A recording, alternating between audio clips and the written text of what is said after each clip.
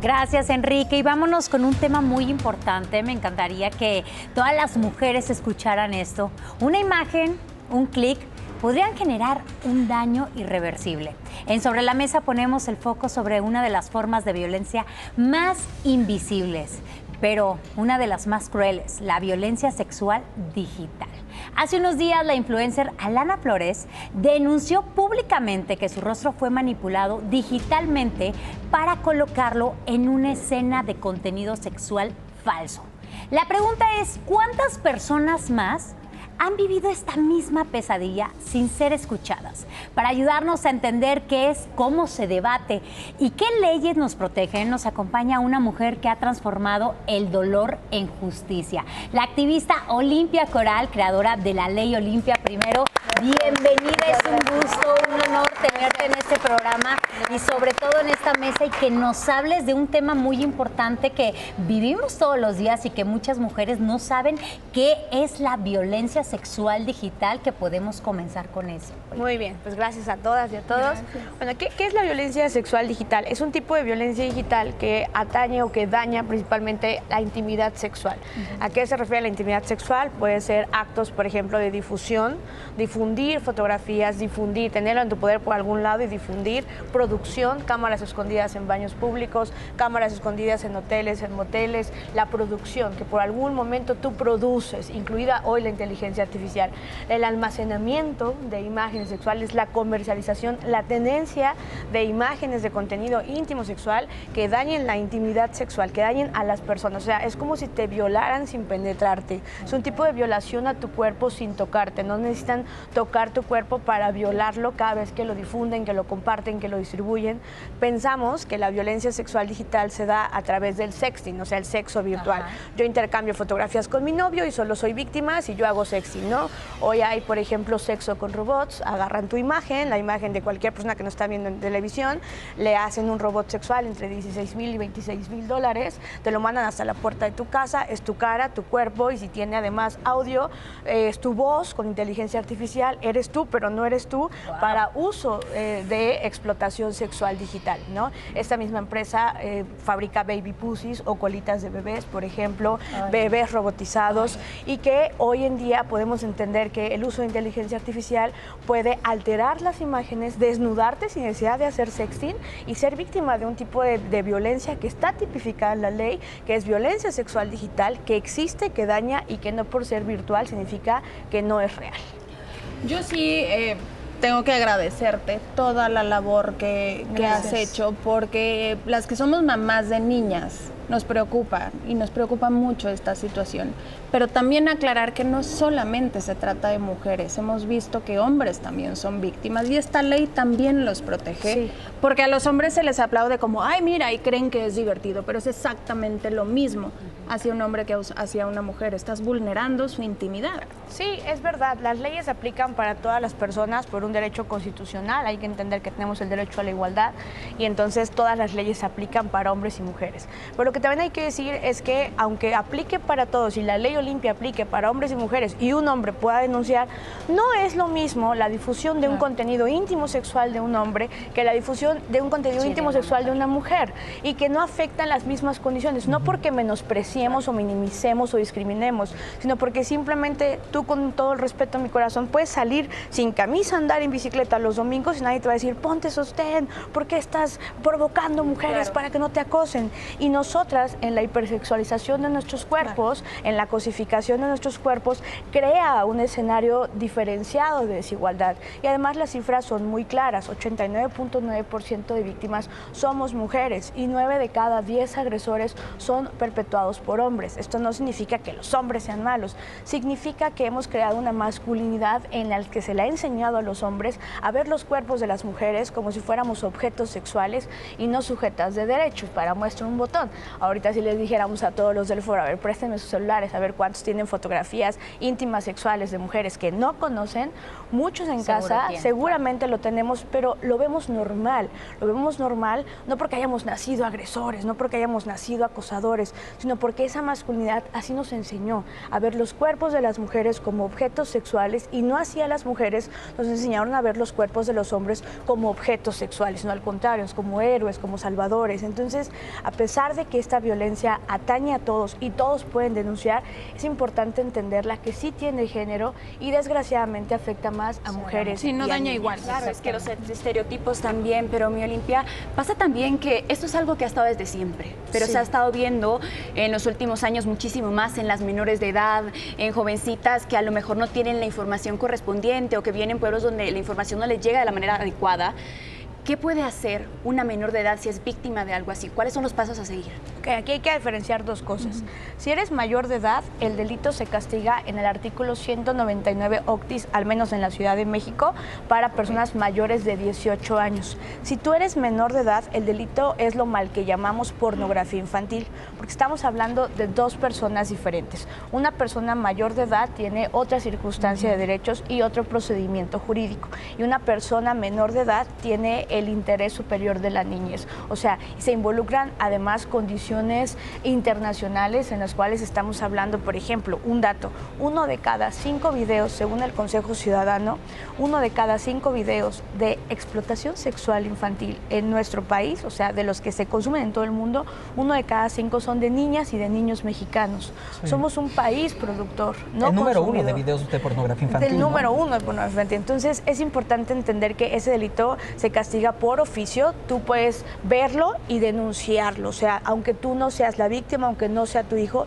el Estado está obligado a perseguirlo de manera oficiosa. Pero si tú eres mayor de edad, es por querella, o sea, tú tienes como víctima que hacer la denuncia. Entonces son dos posicionamientos diferentes por el tema de la edad. Sin embargo, ambas cosas son repudiables y ambas cosas, por supuesto, que dañan muchísimo. Y la gran mayoría de niños, niñas, adolescentes, por ejemplo, están haciendo sexting de manera insegura. O sea, cree que porque ya hay ley Olimpia, no te preocupes, ya hay ley Olimpia, tu cuerpo, tu decisión, dale, no te preocupes. No, no hay sexting seguro en una red insegura. Eso no significa que abstengamos, no lo hagan, ¿no? O sea, sí es mejor que si eres menor de edad, sí lo pienses 49 Pero con la veces. inteligencia artificial, ¿cómo se supuesto. puede trabajar o para regularlo también? Digo, sabemos que ya Sí. las autoridades están dando pasos, pero eso preocupa. Es muy difícil. Sí, es difícil en el sentido, en la responsabilidad de las empresas digitales o lo que llamamos imperios digitales, ¿no?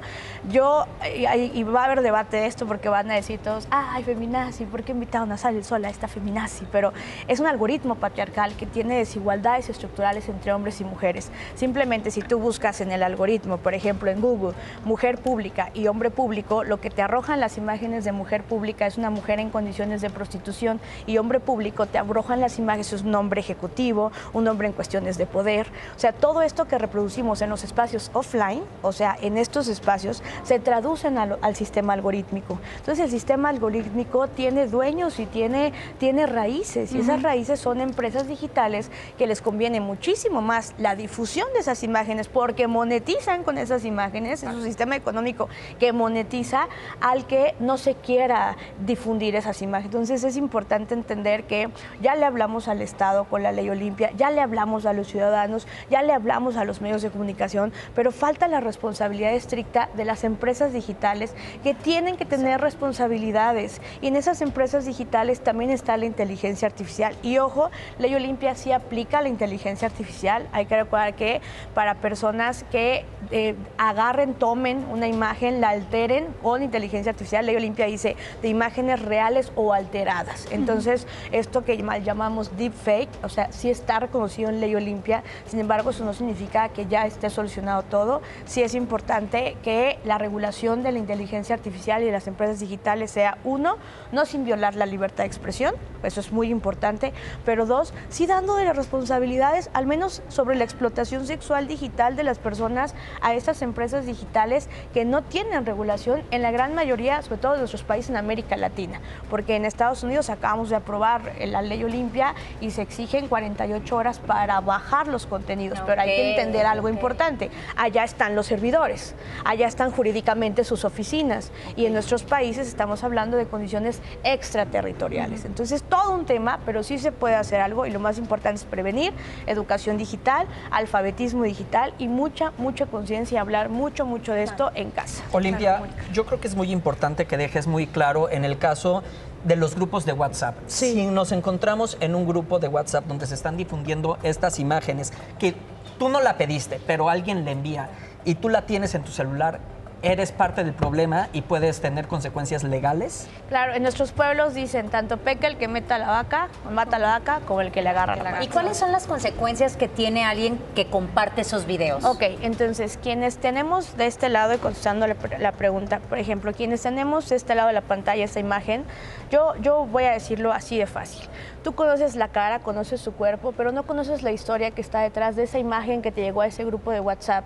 Tal vez tú dices, yo no la creé, yo no la hice, a mí nada más me la compartieron, pero toda esa imagen tiene una historia. Tal vez mientras tú te estés turbando, erotizando, burlándote de esa mujer, del otro lado de la pantalla puede estar una mujer como Julissa Jacqueline en Monclova, Coahuila, ahorcándose con el cable de teléfono mientras tú estás viendo su imagen sexual. O a lo mejor esas mujeres ya están muertas o tuvieron que irse de sus lugares, tuvieron que salirse de sus países, tuvieron que salirse de sus trabajos. O simplemente confiaron en la persona equivocada. Porque desgraciadamente sí altera, así es como cada like, cada compartida. Además, este tipo de violencia sexual digital no solamente es el origen de quien la difunde, de quien la crea, somos todos copartícipes y partícipes cuando le damos like, cuando le damos compartir, cuando le damos me divierte, cuando interactuamos y cuando no cortamos la cadena de acoso. Entonces, si tú te están llegando este tipo de fotografías íntimas sexuales, primero por conciencia y por humanidad, creo que es importante hacer la reflexión de que estás violando la intimidad sexual de alguien. Y en segundo, es un delito. Y en tercero, si tú no la difundiste, tú no la hiciste, o sea, tú además te la mandaron, pero si alguien tiene prueba de que tú la mandaste, a quien te van a denunciar va a ser a ti, aunque tú no la hayas ¿Qué hecho. consejo podrías darle a la sociedad, a la gente, a las niñas? Que pasan por esto. Bueno, primero que no les crean absolutamente nada, que no es cierto que se nos va a acabar la vida, que no es cierto que nuestro cuerpo desnudo es un crimen, que si tú estás viviendo este tipo de violencia sexual digital, que es una mentira, que con eso va a acabar tu reputación, que con eso ya va a acabar tu vida. Yo sé que da ganas de tener un cirujano plástico, quitarte el rostro y decir otro rostro para poder salir a la calle, tú te sientes culpable. Una de las cosas que tú la mandaste, tú lo hiciste, tú te sientes culpable, pero no es tu culpa. Es saber diferenciar que no eres culpable, que es una violencia que no solo lo decimos nosotros, pero ya lo dice la ley, y que además que luches, que alces la voz, que busques un sistema de apoyo. Papás, mamás, no juzguen a sus hijas. La primera justicia que se tiene es creerle a las hijas, creerle a la víctima. Servidores públicos, no llegar a las oficinas y decir, difundieron un contenido íntimo, pero no es real, no te violó de verdad. No, sí tiene consecuencias, no solo físicas, sino psicológicas, y tiene consecuencias además a largo plazo. Entonces es importante que no les crean nada, que no es cierto que se va a acabar su vida, que tenemos que luchar, que hay una ley que te respalda, y que busques a tu psicóloga de confianza, a tu feminista de confianza, a tu grupo de apoyo de confianza, y que luches y alces la voz, porque cuando una se salva, nos salva a todas. Tal vez nos tocó estar en un momento en el que todavía no se conoce mucho la violencia digital, pero seguimos avanzando y seguimos luchando justamente para que a las hijas de nuestras hijas haya un momento en que ya no les tenga que pasar esto. Claro, para evitar cualquier costo. Exactamente, Olivia, muchísimas gracias. Gracias, en verdad. Y pues ya saben, sí podemos ser escuchadas y acercarse sobre todo a esta ley que nos puede proteger en esos casos, ¿verdad? Gracias por Muchísimas gracias. Gracias. Continuamos con más. Gracias.